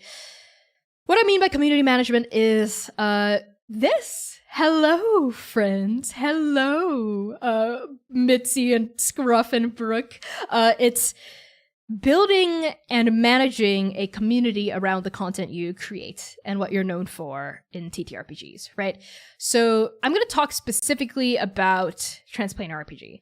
So from the jump, we had a Discord server, right? And that was where like fans of the show, like we would drop the Discord link in the chat of our live streams, but not post it anywhere else to sort of like help with safety, because we don't want any trolls to find our like Discord server invite link like in our Twitter profile, then jump in to say something transphobic, right?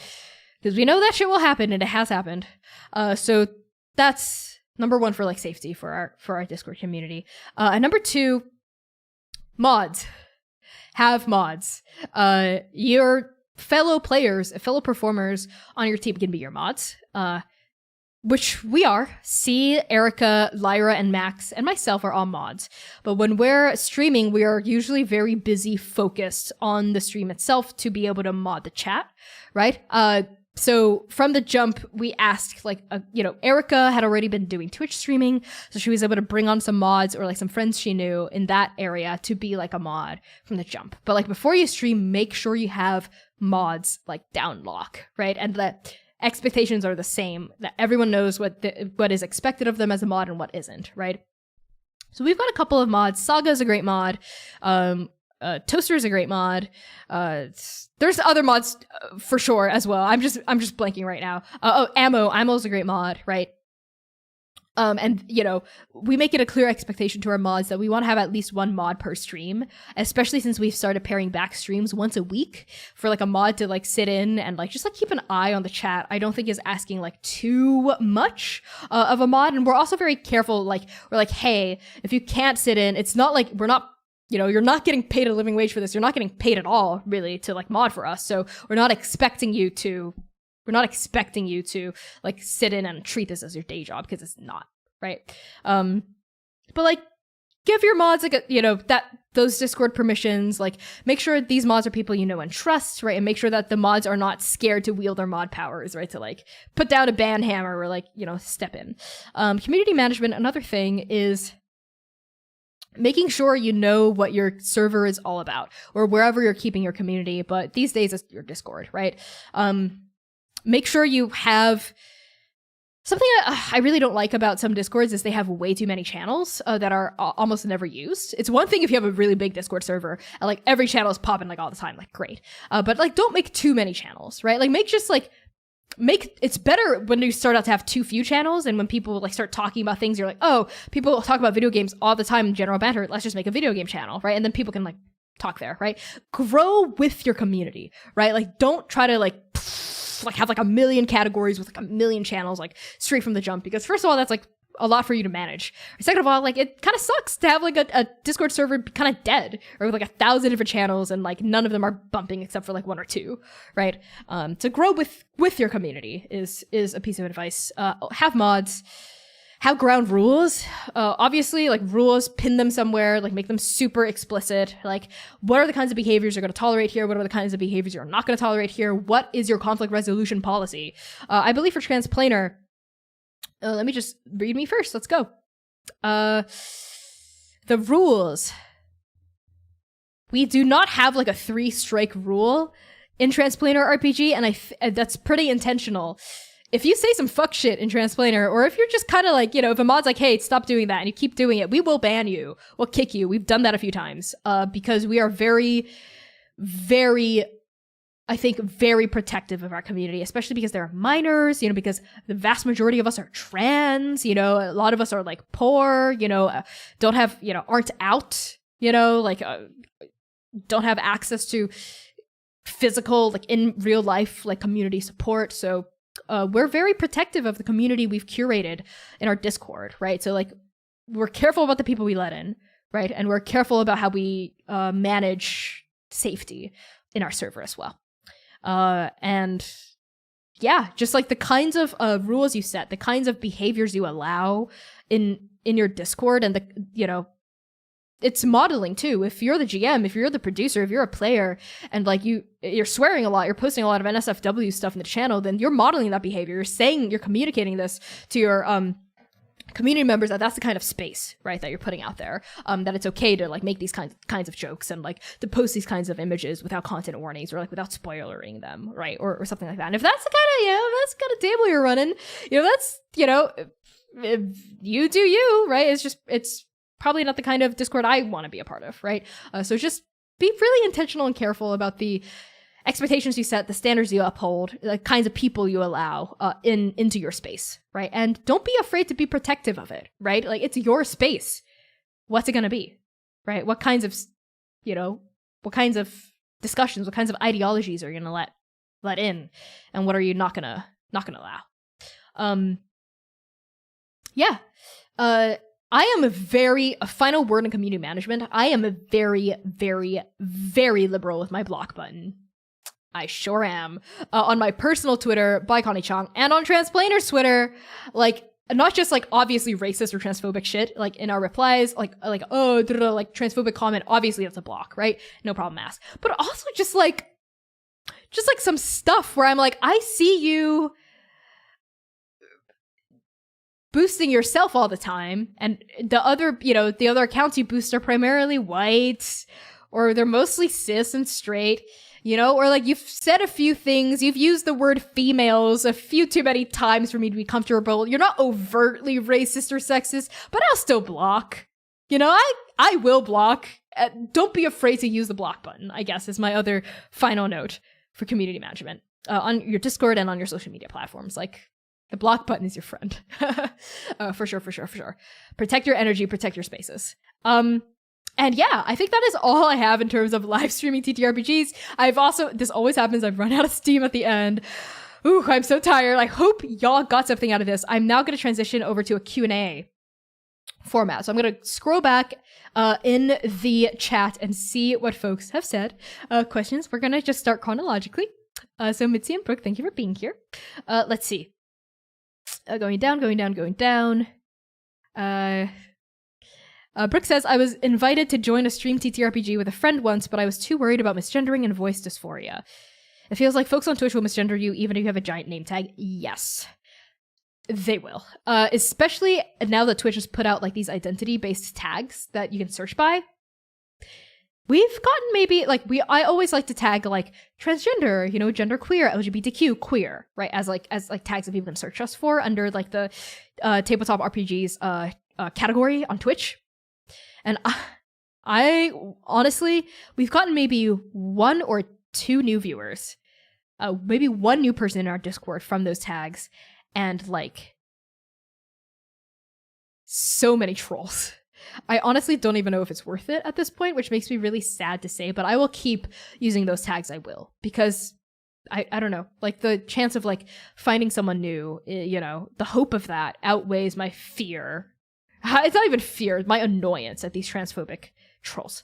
And C is really good at sniffing out trolls. Like, as soon as you see it's really our mod's job, but sometimes C will get to it faster. Because, I honestly, it makes sense. Like, we're not, it's an unpaid, moderated, role, right? But still, the first time we used the transgender tag, on Twitch, we got attacked by literally like 200 bots. We got bot followed And the bot names had really fucked up racist and transphobic names. So I disabled alerts. So like the names wouldn't keep coming up, and I had to use like a third party extension to like just like go through our follower list and purge everyone who followed us within like the last like hour and a half, basically, right?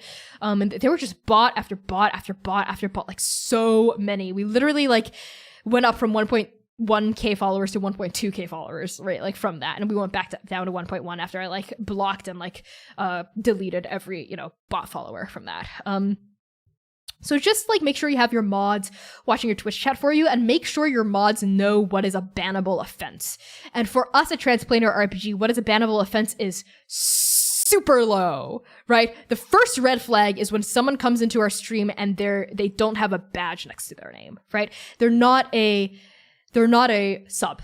That is like the first flag, which is fine. That's how like new followers find us, right? And usually, you know, like in chat, we're pretty polite to these new, you know, if they just say hi, right? That honestly, someone just popping in saying hi or saying like, what's up? Or like, ooh, what's this? You know, that is honestly a red flag for me. Like I won't ban them outright, but you know, we have a policy on Transplanar. We don't address chat. Like we're just focused on the game. But my players, more so than myself, are keeping an eye on chat, and they might like respond to someone like in chat, right? That is the first red flag. The second red flag is sea lioning, right? Or they ask like a question, right? That could be like taken in good faith. They're like, why are there, you know, a common questions we've gotten are, why are there pronouns on the overlay? Or like, LOL, what's this? If they say LOL or ROFL or LMFAO, that is a red flag. I'm literally not even lying. Like, that's a red flag, which is honestly sad, right? And then like, it usually escalates to transphobic comment here, racist comment here, right? And then now we're like, okay, we're gonna ban you, right? But I've gotten really good at gut checking and being like, that's a troll, right? And just like not being afraid to just click on it and hit ban. Like, don't be afraid to just ban, right? If people like misgender you in chat, just ban them. It's not worth it. Just like hit their name and just ban them and move on. Because what they thrive off of is your attention. They want you to address it on stream. They want you to acknowledge their transphobic remark, because in their eyes, they've won. You've acknowledged them. So what really gets trolls is if you don't even acknowledge them, right? Don't platform them. Don't give them any sort of attention in any way. Just hit their name, hit ban, move on, don't address it, right? It can be so tempting to address it. And I've been so tempted to address it on stream for sure, 100%. But it's, don't let them win. Don't feed the trolls. Don't address. Okay. So moving on to the next thing or question. And I don't know if you noticed me like rubbing this, because I got some of my mouth gunk on it. My apologies. Let's move on to, I'm not really sure what to do about that sort of issue. It feels a bit inevitable. Yeah, it is. Twitch is really shit at safety stuff. Like their team, because it's Amazon, they don't give a shit about trans streamers. They don't give a shit about streamers of color. So you just have to you have to curate that community yourself. You have to just like have a strict one strike and you are fucking out of here, buckaroo. You know, like tell your mods, even if you see someone being like, LMFAO, what's this? Ban. That's a ban. They didn't even say something transphobic, just ban them.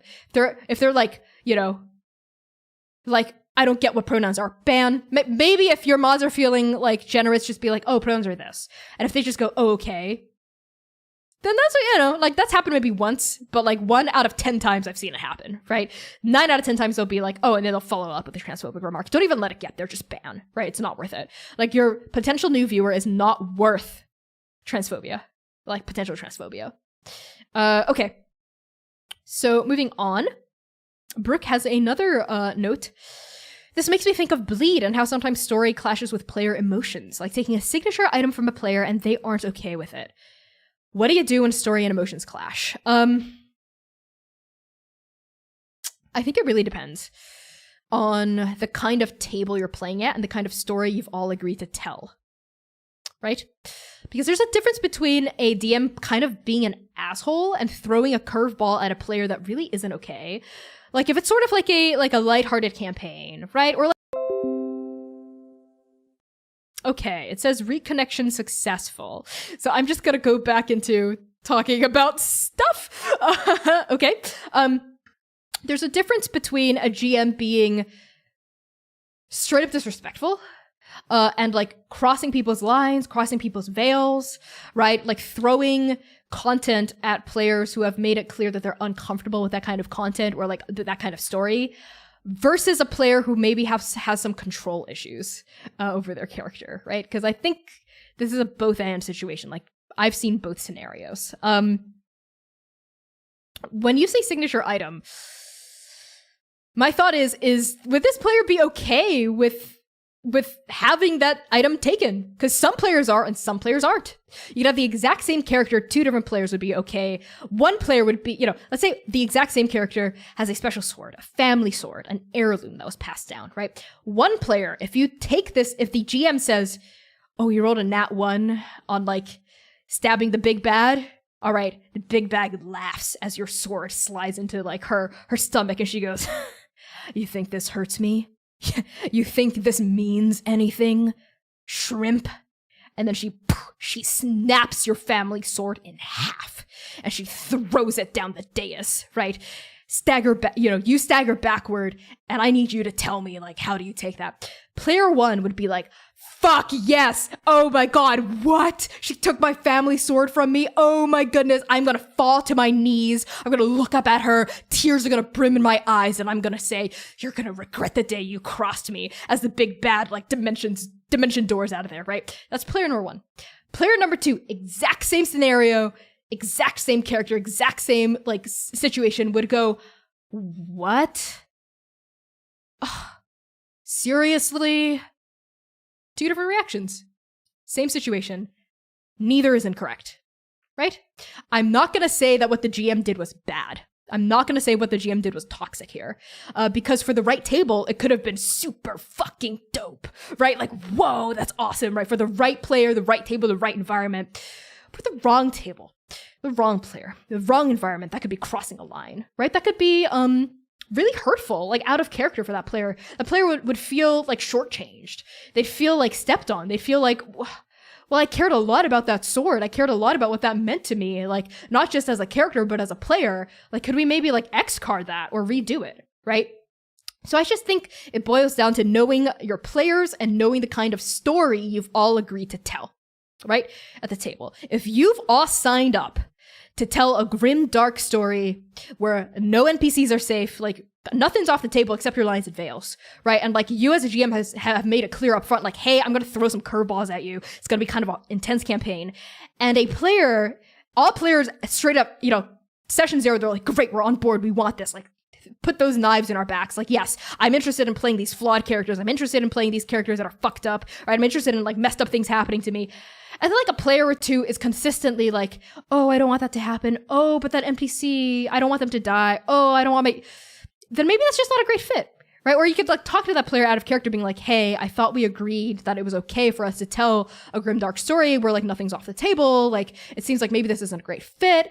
Like, this is sort of, because at that point, especially if it's a streamed game, it's sort of like clashing with the kind of story you're interested in telling as a GM, right? And that's also important. What you want as a GM is also important, right? As what players at your table want. And it also depends on the power dynamics and like, who invited whom, right? If a GM had this idea already and they invited you, they made it clear to you as a player that this was going to be kind of a dark story, and you are consistently being like, I don't want this, I don't want this, I don't want this, then maybe you're not at the right table, right? Maybe that's time to talk about how you can gracefully exit the campaign, right? Or how you as a player can adjust, reframe your expectations, right? For that table, On the same token, if it's clear that it's going to be like a lighthearted campaign and the GM keeps throwing fucked up shit at you, maybe you can be like, hey, I'm not comfortable with this. Can we have a greater discussion about like the kind of story we've all signed up to tell, right? Because Transplanar is a pretty dark, fucked up story.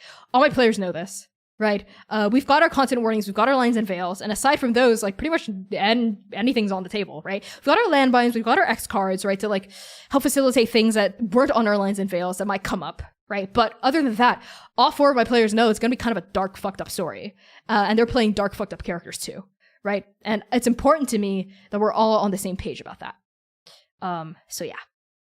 In terms of bleed when story and emotions clash, sometimes it can be inevitable. Just make sure you have safety procedures and decompression rituals in place to help facilitate that in a structured way.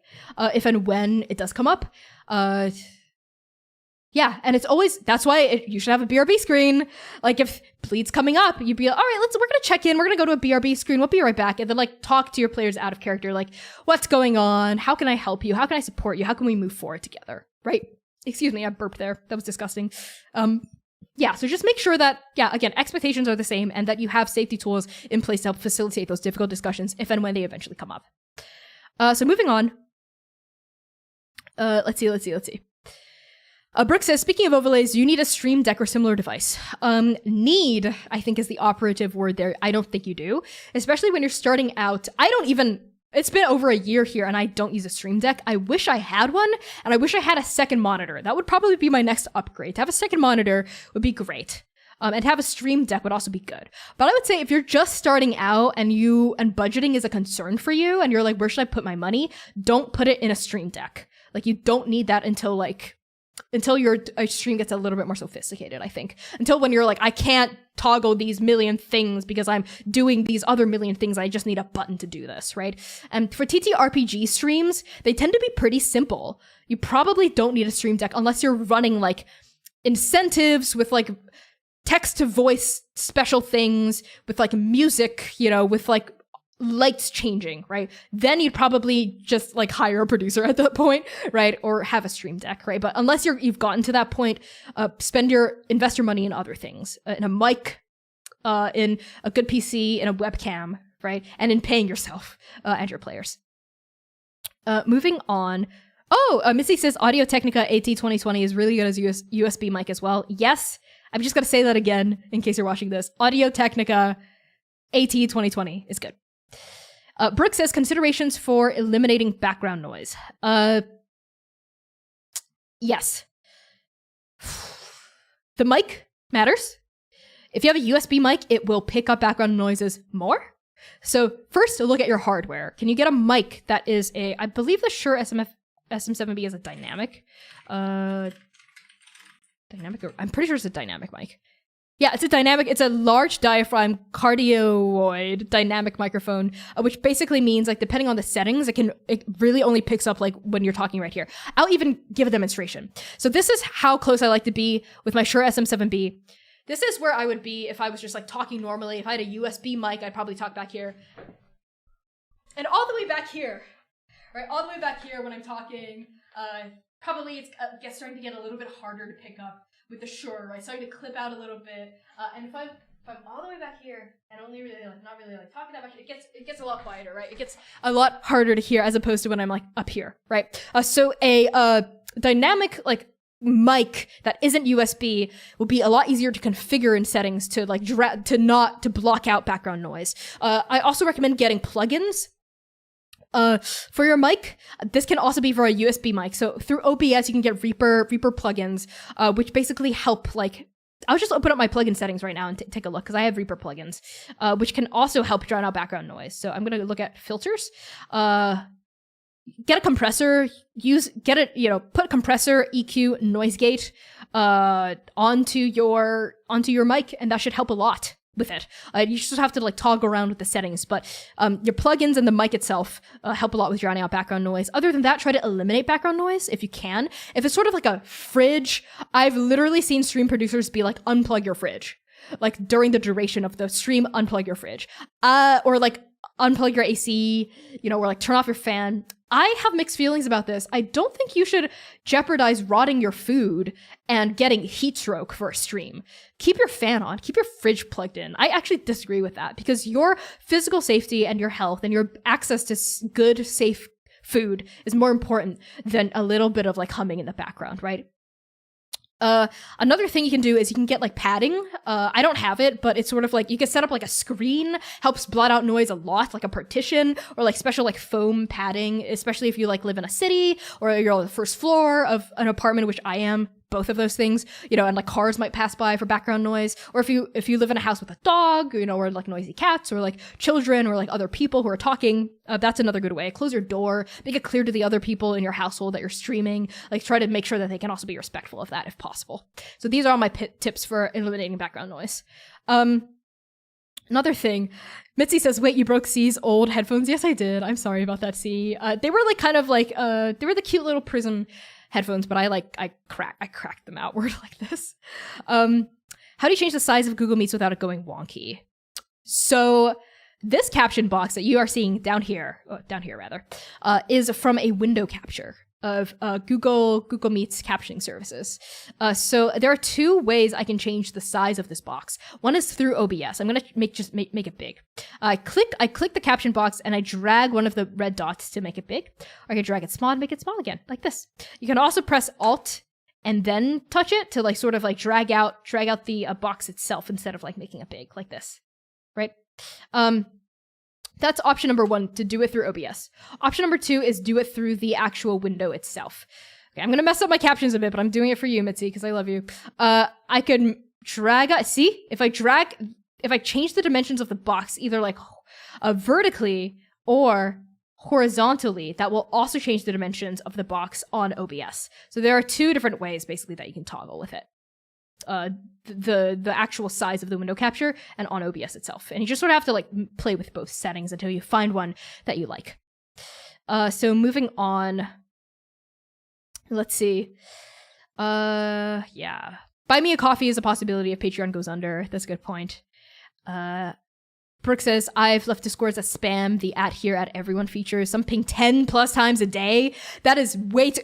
I try not to ping @everyone more than like once every 3 or 4 days for Transplanar. And I've only been pinging @everyone more than like twice a week for Shoot Your One Shot when we have like special streams going on in the middle of the week. Otherwise, if it's just our main campaign, I will ping like once on the Wednesday before, once on the Friday before, right? And then once on the day of, and then again on the day of when we actually go live. So that's maybe like 4 times a week that I do an everyone ping. And I still feel like maybe that's still a little too much, right? But it's important to me that people are able to tune into Transplanar RPG and don't forget about us.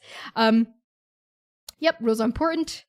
Asians Represent have a great mod process. Everything about the way they manage their Discord is fantastic. I super vouch for Asians Represent, and they've got a great team behind the scenes as well. Let's see. Good experiences with the tags. Yeah, that's another reason why I'm not gonna remove the tags from Transplanar streams, because I'm like, we'll get trolls, but people might also discover us, right? Like, again. And yeah. I think that's it. Yeah, the one joke, the helicopter. Can transphobes get a new shtick? Like, fucking seriously? Can transphobes just, like, get a new joke? Oh, my gender is attack helicopter. You are so boring. Like, at least do something new. At least, okay. Here. This isn't gonna be a transphobic joke. I'm not gonna, it's just a silly in joke. Trans people, trans dudes be like, make art about like darkness and monstrosity and the horror of the trans body and blood, right? And like fucked up sex. While trans girls are like, well, I like Sylveon from Pokemon. Like, that's a joke, right? That's like an actual, like, fucking, like, Jesus, like, come up with a better shtick, seriously. Anyway, I as a trans person myself, I say these jokes with a lot of love, right? I have love for my trans guy and my trans girlfriends, and my non-binary friends as well, and my agender friends. So yeah, I think that's it for Lecture 9 live streaming TTRPGs. Thank you to everyone who's tuned in. Brooke, Mitzi, Scruff. Let's see if anyone else popped in. I'm not sure if anyone else popped in, but I'm seeing like 4 concurrent viewers, which thank you so much for popping in. That really means a lot. Hopefully, if you're watching this in VOD form, you got something out of this. Sorry for running out of juice at the end. It's quite a long time for me to be talking at you. 2 hours at this point. Hope you got something out of this stream. If you have any follow-up questions, DM me on Twitter. Give me a follow at ByConnieChang, BYConnichang. If you're a rando finding this and you're like, I don't know, diverse people, queer people, trans people, fuck off, eat a dick. But if you're trans here, and you care about diversity, if you care about representation, if you care about smashing, like colonial, imperialist, orientalist shit in TTRPGs, follow me, follow Transplanar RPG, sub to us. I love you already. Reach out to me. I'd love to collab. I'd love to talk with you about stuff. And yeah, thank you so much for tuning in. Thank you to my Patreon patrons, y'all fucking are amazing. I love you all so much. Thank you for supporting me. It means literally the entire world to me that you find my thoughts worth, you know, tossing a coin to me every month. That really means a lot. Thank you. Enjoy the rest of your day. Take a good break. Have a good Sunday. Love you all. Peace.